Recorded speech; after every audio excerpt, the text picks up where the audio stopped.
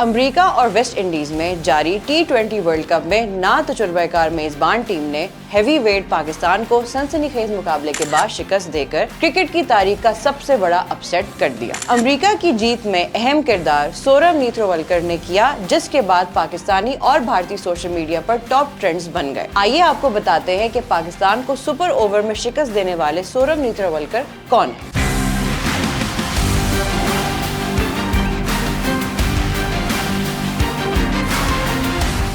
America की इस तारीखी फतह में भारतीय नियाद अमेरिकी क्रिकेटर और medium fast bowler Saurabh Netravalkar ने अहम किरदार अदा किया। नेत्रवलकर 6 अक्टूबर 1991 को पैदा हुए। वो ओरेकल कॉरपोरेशन में सॉफ्टवेयर इंजीनियर हैं और अमेरिकी क्रिकेट टीम के कप्तान भी रह चुके हैं। सौरव नेत्रवलकर ने फर्स्ट क्लास क्रिकेट का आगाज 2013 की रणजी ट्रॉफी में टीम मुंबई की जानिब से किया। 2014 में उन्होंने लिस्ट ए मैचेस भी खेलना शुरू किए। वो 2010 के अंडर 19 वर्ल्ड कप में भारत की नुमाइंदगी भी कर चुके हैं। ताहम उन्हें इंडिया में खेलने के ज्यादा मौके ना मिले और वो बेहतर मौके की तलाश में अमेरिका आ गए। जनवरी 2018 में उनकी अमेरिकी क्रिकेट टीम में सिलेक्शन हुई और इसी साल अक्टूबर में वो अपनी टीम के कप्तान बन गए। अमेरिकी टीम ने नेत्रवलकर की क़यादत में फरवरी 2019 में UAE के खिलाफ इंटरनेशनल T20 मैचेस की सीरीज खेली और अप्रैल 2019 में डिवीजन 2 अंडर 19 वर्ल्ड कप में पहली 4 टीमों में जगह बनाकर